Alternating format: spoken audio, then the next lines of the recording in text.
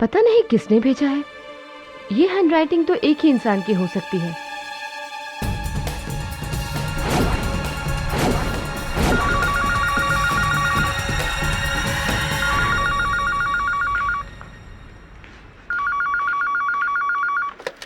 Hello,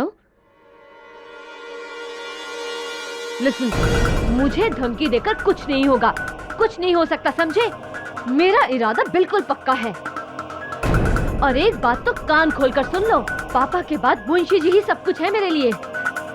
तुम लोग को तो मैं देख लूंगी, एक एक को जहन्नुम भेजूंगी, समझे?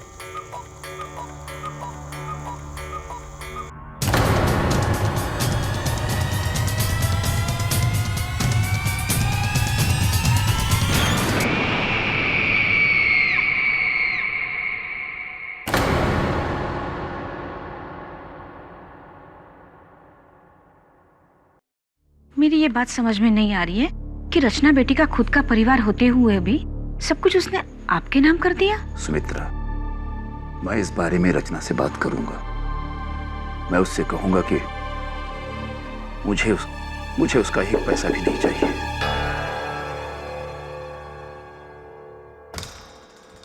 जी कहिए। श्यामचंद श्रीवास्तव हैं? हाँ। उन्हें रचना बसिन के कत्ल के जुर्म में गिरफ्तार किया जाता है। दे रहा हूँ।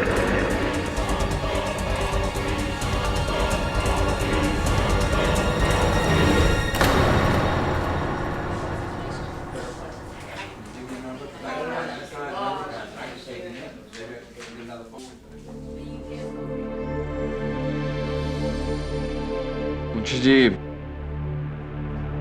इस वसीयत के अनुसार तो रचना के जाने के बाद सब कुछ आप ही को मिलेगा।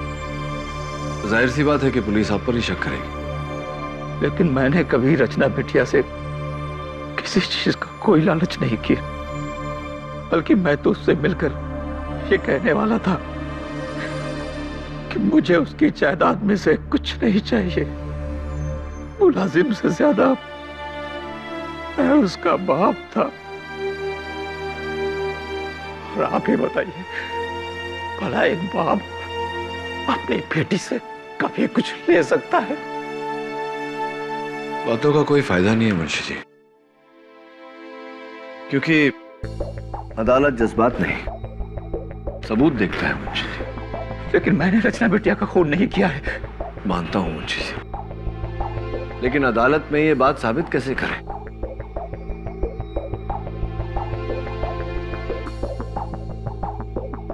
एक बात बताइए, बसीन परिवार में और कौन कौन है? 5 लोग और हैं, लेकिन रचना बिटिया की उनसे कभी नहीं बनी।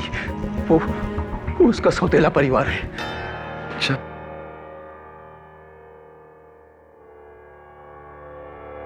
हाँ वरुण,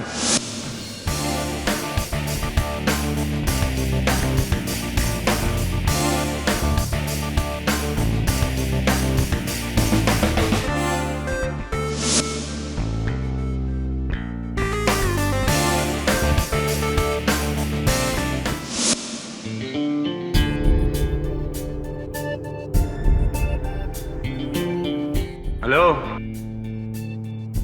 आप शायद केबल टीवी कंपनी की तरफ से आए? अब जी हाँ, वो क्या है ना, पूरे एरिया में नई केबलिंग चल रही है, इसलिए पुरानी केबल लाइंस बंद हो गई है। मॉम, मेरे रूम का केबल भी काम नहीं कर रहा है। इसीलिए तो मैं आया हूँ। वो क्या है ना, नई केबल लाइंस सिर्फ नए अडाप्टर्स के साथ ही चलेगी, और ये नए अडाप्टर्स मुझे टीवी में फिट करने होंगे। तो अगर आपकी इजाज़त हो, आपकी इजाज़त हो तो मैं शुरू हो जाऊँ? अब पहले मेरे रूम का केबल ठीक करने दीजिए ना, वो मेरा फेवरेट शो आने वाला है। जल्दी करना, समझे? ओके। आपका कमरा कहाँ है?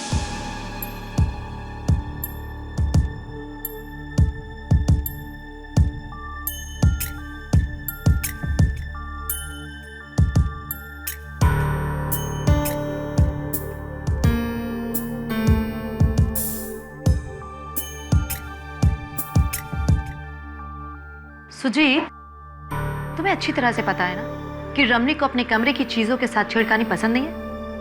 Why don't you just keep it back? हाँ माँ, मैं जानता हूँ कि ये रमनिक मामा का ही कमरा है।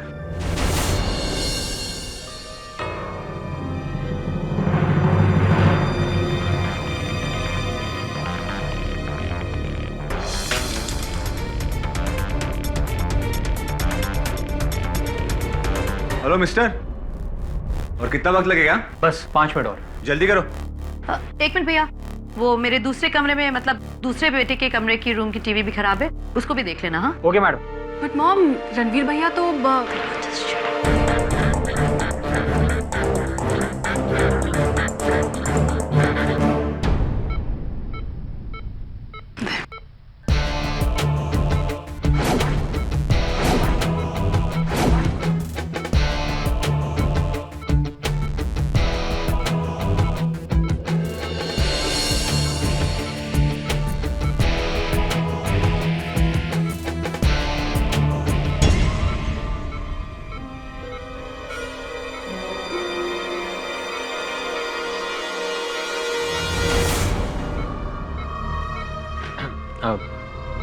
आपके बेटे को क्या हुआ है? तुम डॉक्टर हो? नहीं। तो फिर जो करने आए हो वो करो और जाओ यहाँ से।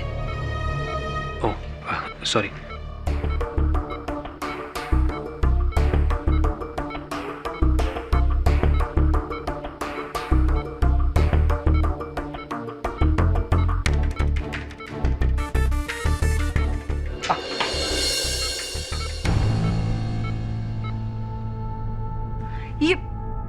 ये कैसा अनाड़ी केबल वाला है? जाओ जाके वहां वॉशरूम में हाथ धो लो। Thank you.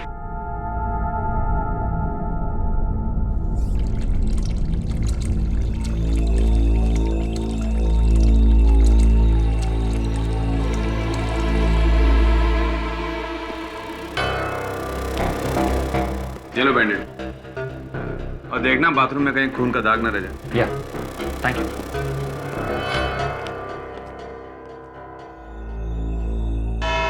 अदालत की कार्यवाही शुरू की जाए। योर ऑनर, कहा जाता है कि हर बुरे काम की जड़ होती है पैसा या तो प्यार, और ये पैसे के लिए प्यार वाला केस है। सुपरफिक्स इंडस्ट्रीज के मालिक विक्रम भसीन की 2 पत्नियां थी।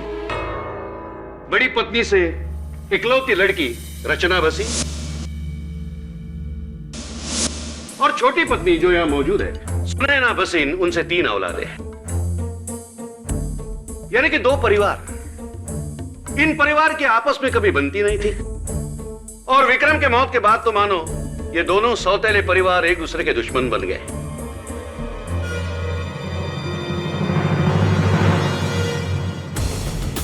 योर ऑनर, मरने से पहले विक्रम भसीन ने अपने 100 करोड़ की जायदाद अपने पहले पत्नी के नाम कर दी थी। उनकी मौत के बाद इस जायदाद की एकलौती वारिस बनी रचना भसीन। अफसोस, उनकी सौतेली मां और परिवार को कुछ नहीं मिला। इन जख्मों पे रचना ने नमक छिड़का जब उसने अपनी ये वसीयत बनाई। इस वसीयत में अपने बाद अपना सब कुछ उसने सुपरफिक्स कंपनी के सबसे पुराने मुलाजिम मुंशी श्यामचंद श्रीवास्तव जी के नाम कर दिया।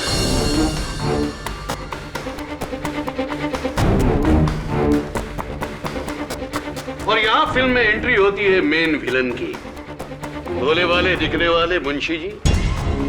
मुंशी जी, आपकी उम्र क्या है? जी 10 साल। और रचना की कितनी थी? लगभग 28 साल के करीब। ओह, मतलब नेचुरल कॉजेस, यानी कि आम सूरतों में आप पहले ऊपर जाते है कि नहीं? सामने लटकी हुई 100 करोड़ की गाजर चखे बिना। दौलत का मजा तो जीते जी लिया जाता है, मरने के बाद नहीं। और आपने सोचा है कि रचना को अगर भरी जवानी में मार दूं तो सारा पैसा मेरा इंस्टेंट।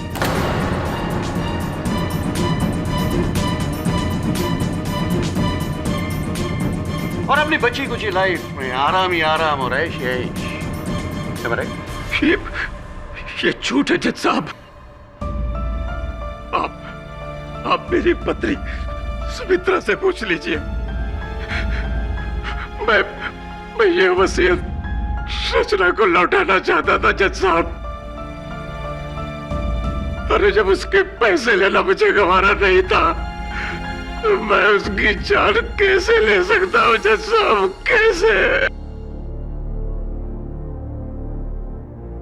जज साहब, रचना मेरे लिए मेरी बेटी समान थी। मुंशी जी, बेटी होना और बेटी समान होना इसमें काफी फर्क है। इसलिए आपने इस बेटी को सामान की तरह लुढ़का दिया, सिर्फ उन करोड़ों के लिए। Am I right? Your honour,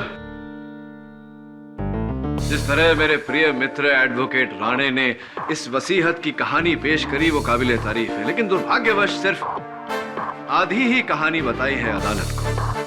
I wonder why। शायद बाकी की आधी कहानी आपने मेरे लिए छोड़ी है mister Rane. Thank you very much, so kind of you. आधी बात कौन सी?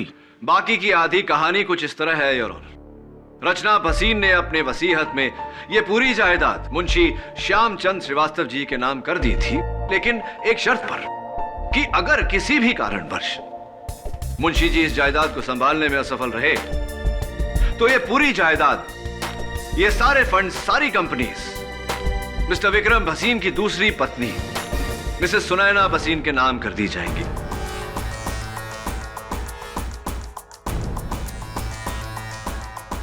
और किसी ने बड़ी शातिरता से, बड़ी होशियारी से रचना भसीन को रास्ते से हटाया और उस कत्ल का इंजाम मुंशी जी के सर मढ़ दिया।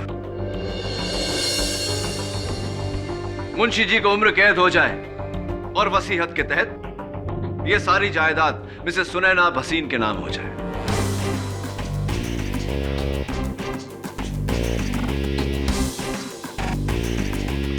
इंटरेस्टिंगली योर ऑनर, रचना भसीन के कत्ल से 2 मिनट पहले उनको एक फोन आया था। मुझे धमकी देकर कुछ नहीं होगा। सुमित्रा भसीन के परिवार से। और मुझे पूरा शक है योर ऑनर कि कातिल भी उन्हीं के परिवार का सदस्य है। जिसे तुम शक कह रहे हो केडी, वो सिर्फ एक भ्रम है। कैसे? अभी साबित कर देता हूं। वो है योर ऑनर, रचना की मौत एक लेटर बॉम्ब फटने से हुई, जिसका ट्रिगर लेटर का फ्लैप खुलने से एक्टिवेट होता था।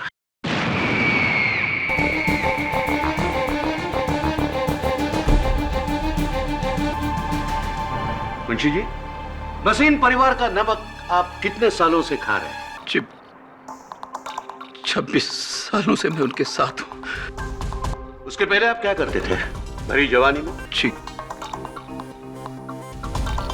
कोलकाता में था मैं। कोलकाता में क्या कर रहे थे? नौकरी, पढ़ाई या बलवाई? I object your honour. Prosecutor साहब मेरे मुवक्किल पर लांछन लगा रहे हैं। बेवजह नहीं KD.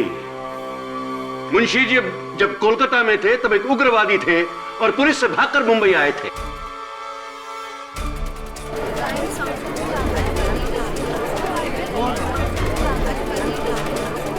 Order order. Your honour, ये सही है,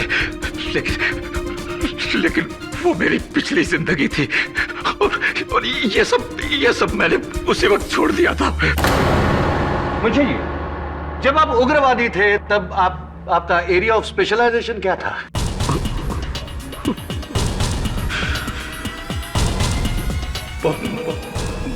बम बनाना।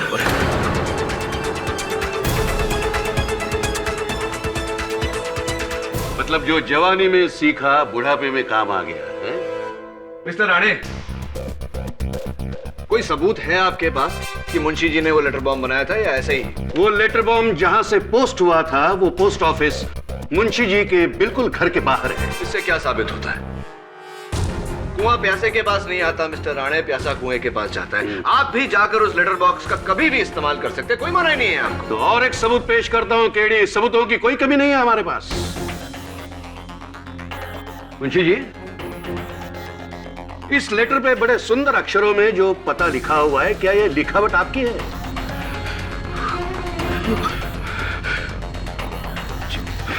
क्या यह लिखावट आपकी है? ये लेकिन ये मेरा योर लिखा हुआ ऑनर, नहीं है। योर ऑनर, मैं हैंड राइटिंग एक्सपर्ट को बुलाना चाहता हूँ। इजाजत है। योर ऑनर, हमने मुंशी जी का लिखा हुआ एक खत पढ़ा है और इस लेटर बॉम्ब पर लिखे गए पते की जांच की है। दोनों हैंड राइटिंग बराबर मैच करते हैं। ये लिखावट मुंशी जी की ही है।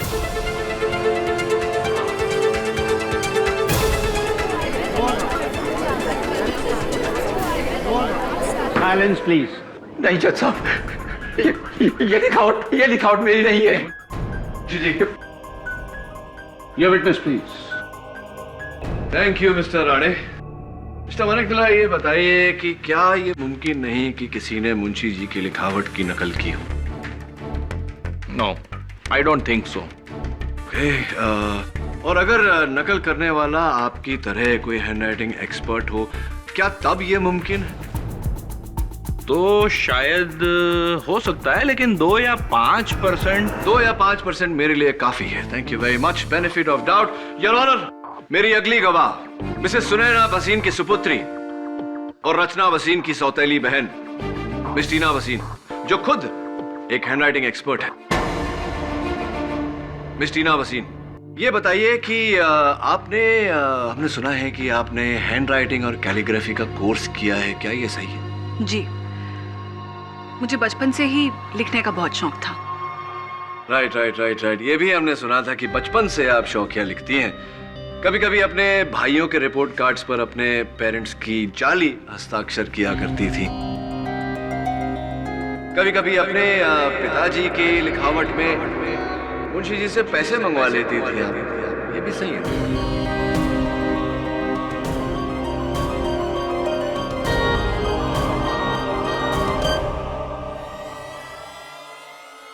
I'm sure ये बात आपको मुंशी जी ने बताई होगी। Anyway, इस लिफाफे पर जो नकल है वो मेरी नहीं है। उस लेटर पर जो नकल है वो मेरी नहीं है, इससे क्या मतलब है आपको? आपको कैसे पता कि वो लेटर पर जो लिखावट है वो नकल ही है? How do you know that?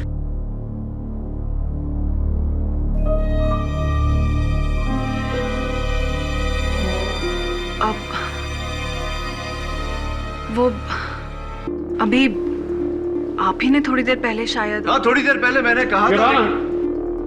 2 हफ्ते से टीना जी का हाथ टूटा हुआ है, और टूटे हुए हाथ से किसी के हैंडराइटिंग की नकल तो क्या है, ओरिजिनल हैंडराइटिंग भी वो नहीं कर सकती। मिस्टर राणे, यही तो हम लोगों की प्रॉब्लम हो गई है आजकल कि हम ऊपर से जानकारी हासिल कर लेते, तह तक कोई जाता ही नहीं। वैसे आपको किसी ने बताया नहीं, या आपने पूछा नहीं कि miss Tina Vaseen right handed है या लेफ्ट हैंडेड? चलिए मैं बता देता हूं। Your honour, Tina Vaseen left handed है, यानी कि लिखने के लिए ये अपने बाएं हाथ का इस्तेमाल करती हैं, दाएं का नहीं। Now you don't mind mister Rane, thank you. रुकावट के लिए खेद है। तो आप मेडिसिन पढ़ रही हैं। दरअसल आपके प्रोफेसर ने बताया कि आप लेफ्ट हैंडेड हैं। तो क्या आप मेडिकल कॉलेज में लेटर बॉम्ब बनाना में सिखाते हैं आजकल? जी नहीं। जी नहीं टीना जी, तो क्यों आपके इंटरनेट सर्विस प्रोवाइडर से जो रिपोर्ट हमने हासिल की है आपकी वेब हिस्ट्री के साथ, उसमें क्यों ऐसा पाया गया कि 10 मई को आपने एक वेबसाइट से लेटर बॉम्ब बनाने की विधि डाउनलोड की? May I know why miss Tina वसीन?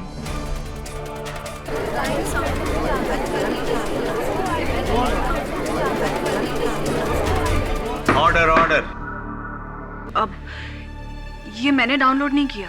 आपके कंप्यूटर से क्या डेट बताया आपने? 10 मई, 10 मई। 10th मई को योर ऑनर टीना जी अपने मेडिकल कॉलेज स्टूडेंट्स के साथ सातारा में बारखेड़ी गांव गई थी मेडिकल कैंप के लिए, और बारखेड़ी में दूर दूर तक इंटरनेट नहीं आता है। Thanks for the information. 10 मई को आप बारखेड़ी गांव गई थी। जी, and I hope that answers your question. या बट मिस टीना, आपका कंप्यूटर तो बारखेड़ी गांव नहीं गया था, आपका कंप्यूटर तो घर पर ही था। आप पासवर्ड नहीं लगाती आपके कंप्यूटर में क्योंकि आपकी गैर मौजूदगी में किसी ने आपके कंप्यूटर का इस्तेमाल किया और लेटर बॉम्ब बनाने की विधि डाउनलोड की।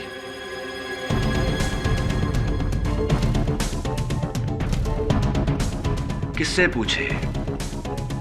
आपके भाई साहब से पूछे, सुजीत भाई साहब से। सुजीत भसीन, अदालत को बताइए कि आप क्या करते हैं, व्यवसाय क्या है आपका? जी मैं अपने रमनिक मामा के साथ उनके फैक्ट्री में काम करता हूँ।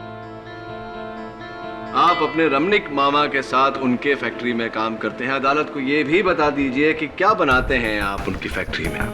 जी इंडस्ट्रियल ग्लू, गोंद जो मशीनों में काम आती है वो। इंडस्ट्रियल ग्लू योर ऑनर, गोंद जो मशीनों में इस्तेमाल होता है। मिस्टर वसीन, क्या ये वही ग्लू है, वही गोंद है? जी सर। ये वही गोंद है योर ऑनर, इंडस्ट्रियल ग्लू, और इसके ट्रेसेस इस लेटर बॉम्ब पर भी पाए गए। फॉरेंसिक्स की रिपोर्ट आपके टेबल पर है। लेकिन ये यहाँ कैसे आया? यही तो हम भी सोच रहे हैं मिस्टर वसीन कि ये कहां से आया। Sticky situation. कहीं ऐसा तो नहीं मिस्टर वसीन कि आप ही हैं वो जिसने इंटरनेट से पहले लेटर बॉम्ब बनाने की विधि डाउनलोड की, फिर लेटर बॉम्ब बनाया और फिर रचना को पोस्ट किया? मिस्टर पाठक, लेटर बॉम्ब रिसीव हुआ था 11 तारीख को, मतलब पोस्ट में डाला होगा 9 या 10 को। तो लेकिन 9, 10 और 11 सुजीत अपने दोस्त की शादी के लिए बंगलोर गया हुआ था योर ऑनर। शादी के ये फोटोग्राफ्स और लेटर बॉम्ब 9 और 10 को अगर पोस्ट में डाला है मुंबई के गिरगाम पोस्ट ऑफिस में, तो इसने नहीं डाला होगा क्योंकि ये 9, 10 और 11 I get the point mister Rane, ये बेंगलोर में थे। Correct. I get the point. जाहिर सी बात है योर ऑनर कि ये लेटर इन्होंने पोस्ट नहीं किया, लेकिन मेरा सवाल अब भी यहां खड़ा है कि इनकी फैक्ट्री का ग्लू इस लेटर पर कैसे आया। इनके पास तो जवाब नहीं, लेकिन मुझे पूरा यकीन है कि इनके रमनिक मामा कटघरे में आकर हमको चिपकाएंगे, बताएंगे। सर, एक तो मुझे ये नहीं समझ में आ रहा है कि लिफाफे के ऊपर ग्लू कौन और क्यों लगाएगा, और दूसरी बात, मेरे अलावा लगभग और 50 फैक्ट्रीज हैं जो इस तरह का इंडस्ट्रियल ग्लू बनाती हैं। आप उन्हें क्यों नहीं पकड़ते? पकड़ता उन्हें मैं मिस्टर खन्ना, जरूर पकड़ता अगर जायदाद के वारिस वो होते, लेकिन जायदाद के वारिस तो आपकी बहन है। अरे तो आप मेरी बहन को पकड़िए ना।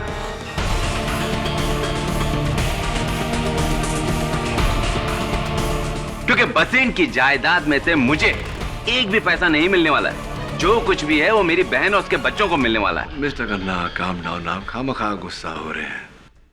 चलिए ये बताइए, आप किसी एडवोकेट सुरेश अय्यर को जानते हैं?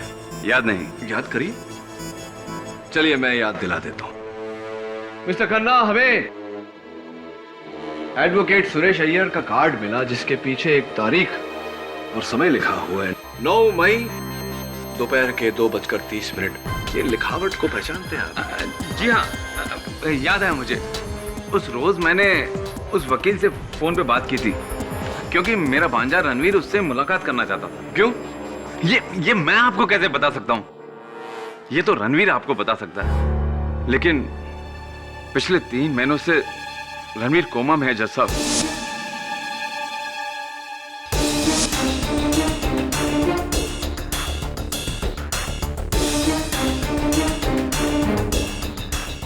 अदालत को बताइए कि रणवीर जी कोमा में क्यों है।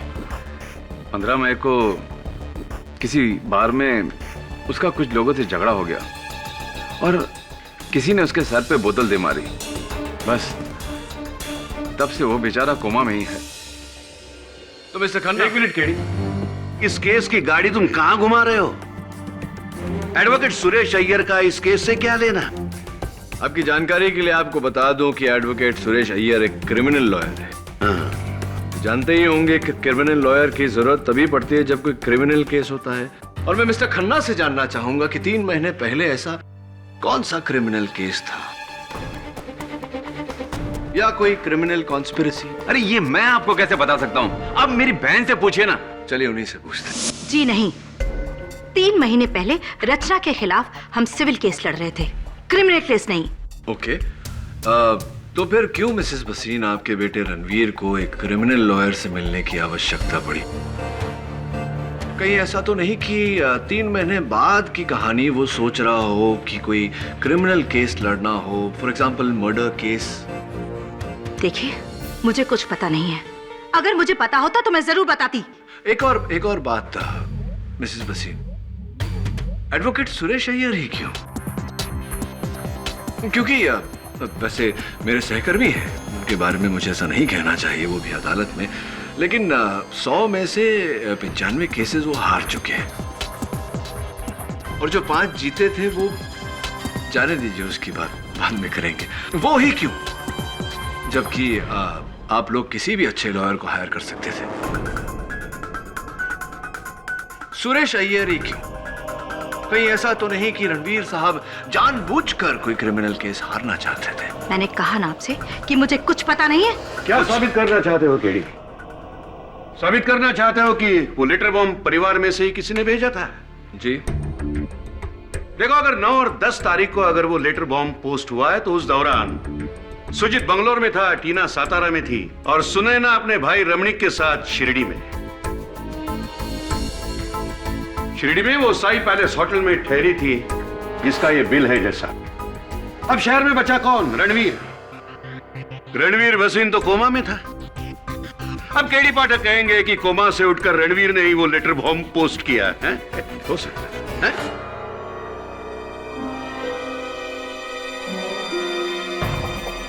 हो सकता है। What Your Honor? जज साहब, हमें कैसे पता कि रणवीर भसीन वाकई कोमा में है? हो सकता है कि वो कोमा का नाटक करके हम सबकी आंखों में धूल झोंक रहा है। मिसेस भसीन, कोई सबूत है कि आपका बेटा वाकई कोमा में है? मिसेस सुनैना भसीन, क्या आपके पास आपके बेटी की बीमारी का कोई सबूत है? योर ऑनर, मेरा नाम डॉक्टर शंकर है। पिछले 3 महीनों से मैं मिस्टर रणवीर भसीन का इलाज कर रहा हूं। उनकी सारी मेडिकल रिपोर्ट्स मैंने इस अदालत में पेश की हैं, जिन्हें देखने के बाद यह साबित होता है कि मिस्टर रणवीर पूरी तरह से कोमा में है।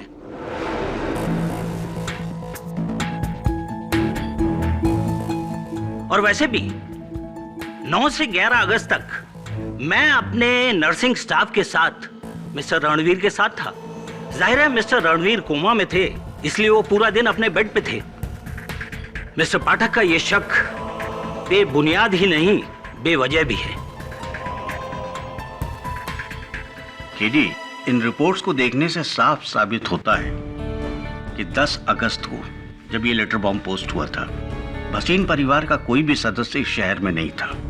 सो आई डोंट थिंक कि अब तुम भसीन परिवार पर उंगली उठा सकते हो। बचा अंगूठा यानी कि ठेंगा जो तुम्हें इस केस में मिलने वाला है। योर ऑनर, मुझे पूरा यकीन है कि इस केस में कुछ ऐसा है जो हमें दिखाई नहीं दे रहा। इसीलिए मैं अदालत से अगली तारीख की गुजारिश करता हूं। Granted. The court is adjourned for the day. करो, तैयारी करो, पहली शिकस्त की तैयारी।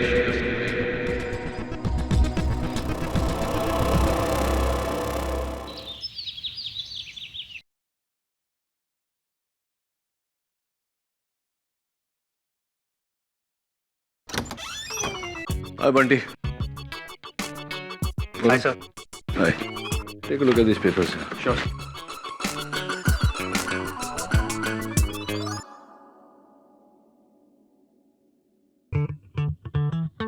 क्या बंटी, क्या कर रहा है? लॉयर बनने की प्रैक्टिस। लॉयर या लायर? लॉयर। अच्छा, लॉयर। तो बुक तो सीधी कर ले। सर, मुझे एक बात समझ में नहीं आई। उस लेटर बॉम्ब के बाहरी हिस्से पर गोंद क्यों लगी थी? गोंद तो हम अंदर लगाते हैं ना? हाँ, ये मैं भी सोच रहा था। और वो भी इंडस्ट्रियल ग्लू, मशीनें चिपकाई जाती है इससे।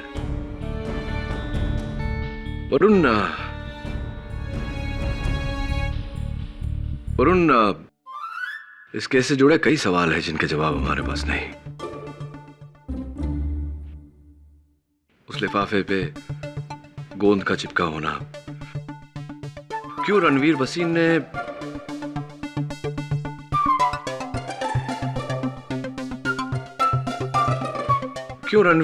ने एक ऐसा लॉयर किया जो यकीनन केसार था।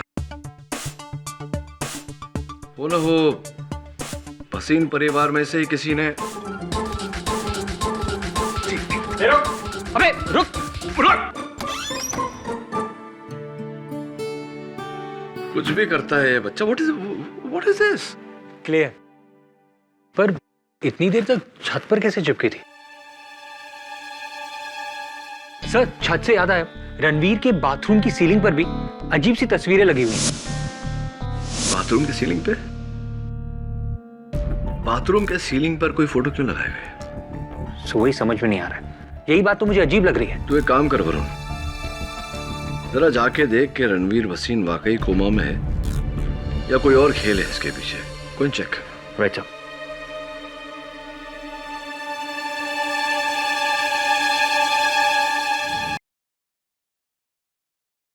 हाय। अब तुम क्या चेक करने आए हो? वो एक्चुअली पहली वाली केबल बहुत पतली थी और ये केबल, ये लेटेस्ट फाइबर केबल है। इसमें आपको सुपर एचडी क्वालिटी मिलेगी। चेक करके देखिए देखिए।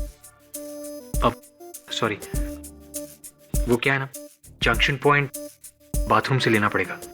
So can I? थैंक्स। ये तो चल रही है टीवी, क्या जरूरत थी नए वायरिंग की?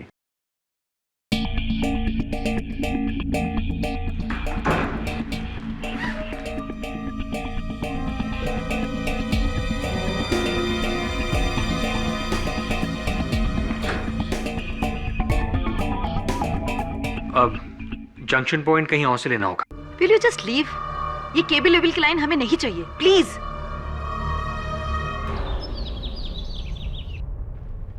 ये देखिए सर। सर, ये तो वही इंडस्ट्रियल ग्लू है ना जो उस लेटर पे था।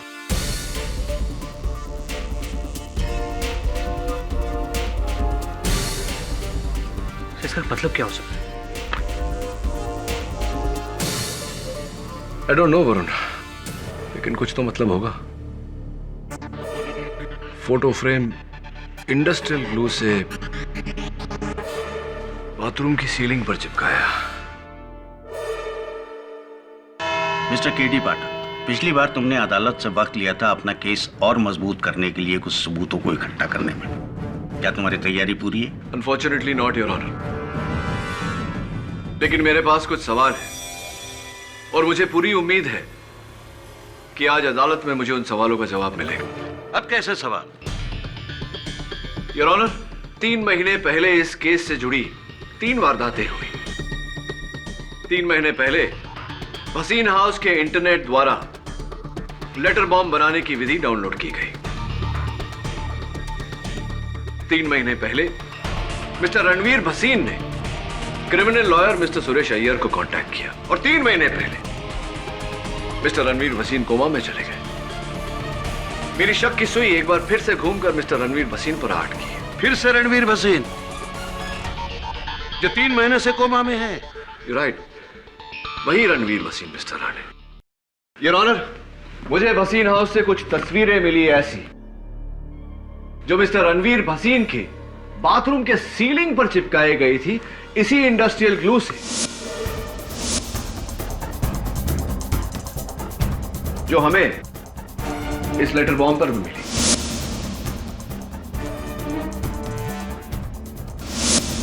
जरा सोचिए योर ऑनर, क्यों कोई अपनी बाथरूम की सीलिंग पर ऐसी तस्वीरें चिपकाएगा? मैं चाहता हूं कि उनकी माताजी मिस सुनैना भसीन आकर मुझे इस सवाल का जवाब दे।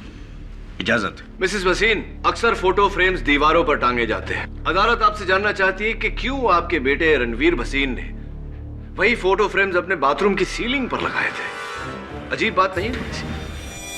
ये हैरत की बात आपके लिए होगी वकील साहब, लेकिन मेरे लिए नहीं। मेरा बेटा हमेशा से ही ऐसा है, जैसे अपने पैर में अलग अलग रंग के जूते पहनना, सडनली एकदम से अपने कमरे का डिजाइन चेंज कर देना, रंग बदल देना। वो दुनिया से निराला है। समझ में आती है ये बात, लेकिन फैशनेबल और डिजाइन सैवी होने का मतलब ये नहीं कि आप अपने फोटो फ्रेम्स बाथरूम की सीलिंग पर टांग दो। मेरा माना कि अजीब हरकत है तो क्या उसके लिए जेल भेजोगे उसे? आखिर क्या क्या साबित करना चाहते हो? कि योर ऑनर, कुछ है ऐसा जिस पर हाल फिलहाल मैं अपनी उंगली नहीं रख पा रहा, लेकिन जैसे इस बात का पता चल गया मैं मेरा शक सबके सामने रख दूंगा। कैसा शक? यही कि रणवीर भसीन ने कोमा की हालत में वो लेटर बॉम्ब पोस्ट किया।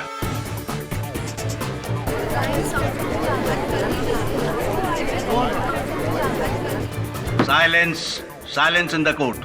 केडी, तुम्हें पता भी है तुम क्या कह रहे हो?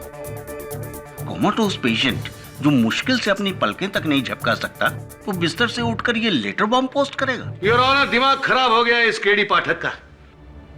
जब जिंदों पर उंगली नहीं उठा सका तो मुर्दों को निशाना बना रहा है। राणे,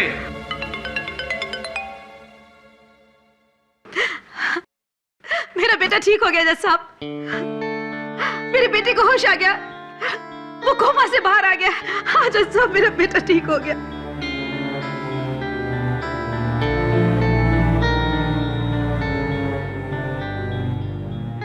योर ऑनर, इससे अच्छी खबर तो हो ही नहीं सकती। हमें तुरंत मिस्टर भसीन का बयान लेना चाहिए। इनफैक्ट मैं अदालत से इजाजत चाहता हूं कि मुझे उनका बयान लेने का मौका दिया जाए। तो क्या आप जाकर उसके जुर्म कबूलने को कहोगे और हाँ कहेगा? Absolutely mister Rane. Yes KD, Ranveer Bhasin ने अगर इनकार कर दिया तो फिर तुम्हारे पास कोई रास्ता नहीं बचता। और वैसे भी तुम्हारा ये शक मेरी समझ से बाहर है। जब ये लेटर्स पोस्ट हुए थे उस वक्त रणवीर भसीन कोमा में था। तुम कैसे साबित करोगे कि वो खूनी है?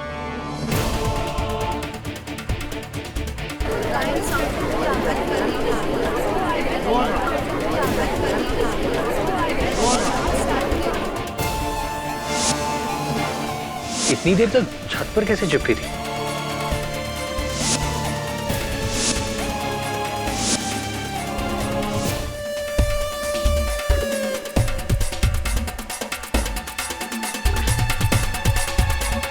योर ऑनर, मैं अदालत में वेइंग स्केल मंगवाने की इजाजत चाहता हूं। Weighing scale? लो, अभी नहीं, इंसाफ का तराजू चाहिए। लाकर दे दो इन्हें। Permission granted. Your honour, Bhasin house के इंटरनेट द्वारा डाउनलोड की गई लेटर बॉम्ब बनाने की विधि के अनुसार मैंने ये पैकेट बनाया है। चिंता मत करिए योर ऑनर, फटेगा नहीं।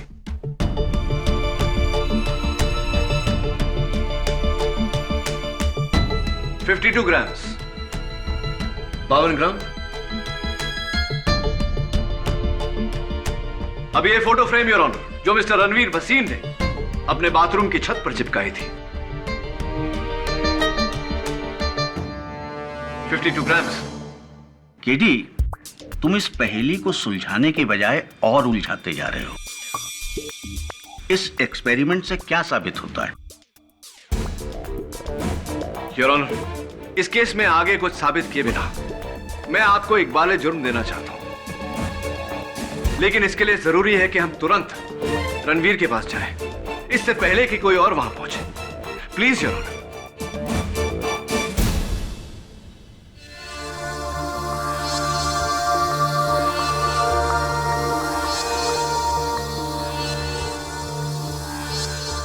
डॉक्टर, मैं कितनी देर से बेहोश था? 3 महीने से। 3 महीने? पर मेरी फैमिली? वो बेटा क्या है कि तुम्हारी स्टेप सिस्टर रचना। क्या हुआ रचना को? अरे कुछ नहीं हुआ रचना को। रचना को क्या हो सकता है? रचना एकदम भली चंगी है। लंदन गई है, नया ऑर्डर मिला ना उसको, उसके सिलसिले में। आप सोच रहे होंगे कि मैं कौन हूं। मैं रचना का पड़ोसी, उसके बाजू में रहता हूं। वो क्या हुआ ना कि डाकिया आया था, रचना थी नहीं। रचना लंदन में थी, मैंने बोला ना लंदन गई है, तो लंदन में थी तो डाकिया मेरे पास उसका ये लेटर छोड़ के गया।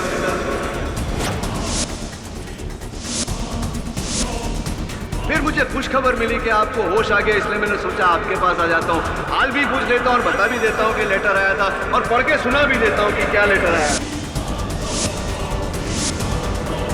अरे क्या कर रहे हैं आप? बम है उसमें, फट जाएगा। डॉक्टर प्लीज बोलो नहीं उसे। मिस्टर रणवीर भसीन, इस लेटर में बम नहीं, सच था जो बाहर आ गया।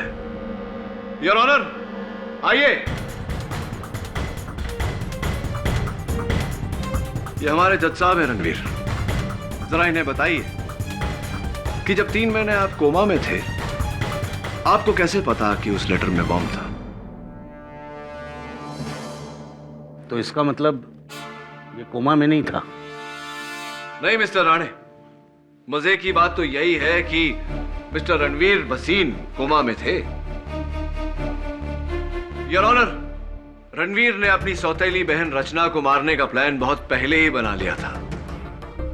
3 महीने पहले इन्होंने इंटरनेट द्वारा लेटर बॉम्ब बनाने की विधि डाउनलोड की, लेटर बॉम्ब बनवाया, उसके ऊपर हैंडराइटिंग एक्सपर्ट से मुंशी जी की लिखावट में रचना का पता लिखवाया और फिर इनके घर के सामने के पोस्ट बॉक्स का ताला तोड़ा।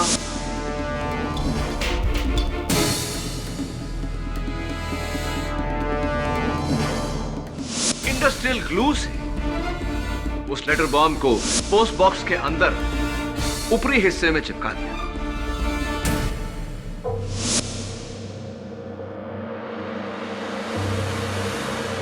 ये जानते थे कि 3 महीने तक वो लेटर बॉम्ब वहीं चिपका रहेगा, क्योंकि ये ट्रायल रन कर चुके थे उसी वजन के फोटो फ्रेम्स अपनी बाथरूम की सीलिंग पर चिपकाकर।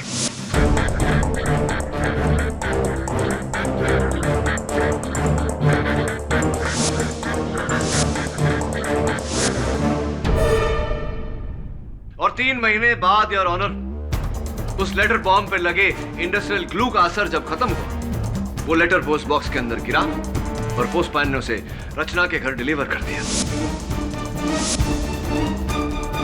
एक मिनट केडी, तुम्हारा मतलब है रणवीर ने वो लेटर बॉम्ब अगस्त में नहीं मई महीने में पोस्ट बॉक्स में डाला?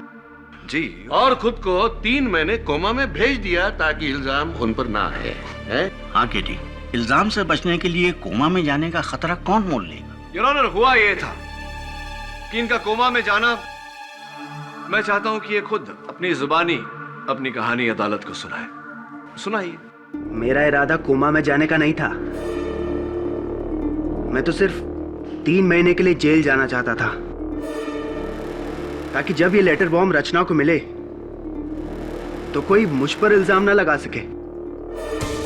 इसीलिए उस दिन बार में मैंने झगड़ा भी किया और एक ऐसे कमजोर वकील को अपॉइंट किया जो किसी भी हाल में मुझे जेल से निकालने में नाकामयाब रहता। आपके मित्र एडवोकेट सुरेश अय्यर की बात कर रहे हैं। लेकिन उस दिन बार में किसी ने मेरे ही सर पर बोतल दे मारी और मैं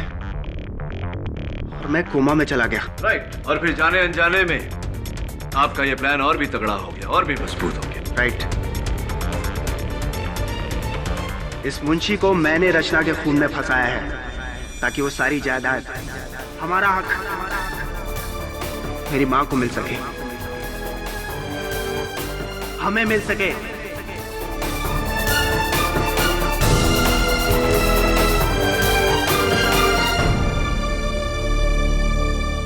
ये अदालत रणवीर भसीन को रचना भसीन के कत्ल के जुर्म में हिरासत में लेने का हुक्म देती है।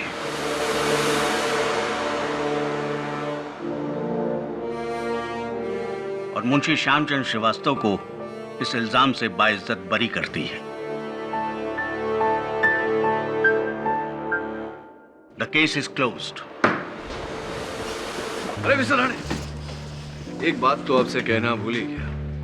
वो हाल ही में महाराष्ट्र टूरिज्म ने मुझे एक ब्रोशर भेजा था। कोल्हापुर के पास में एक बहुत सुंदर सी जगह है। मैं तो कहता हूँ मिस्टर राणे के बदले की भावना छोड़िए और रिटायर होने की सोचिए। Thanks for the advice. Not sure. पक्का ना? Very sure. Okay okay. Munshi ji, बहुत बहुत बधाई हो। बेटे तुम्हारा बहुत बहुत शुक्रिया। कैसी बातें कर रहे हैं? नीचे करिए। हाँ बेटा, तुम जैसी औलाद हर माँ बाप को मिले। तुम्हारे पिता को तो बहुत गर्व होगा। जहां तक मुझे याद है, उन्हें सिर्फ खुद पर गर्व है। कई वर्ष हो गए हम संपर्क में नहीं। लेकिन बेटा, कब तक? क्या पता, जब तक वक्त और हालात एक बार फिर से हमें आमने सामने नहीं खड़ा करता। हो सकता है इसी अदालत में। Who knows?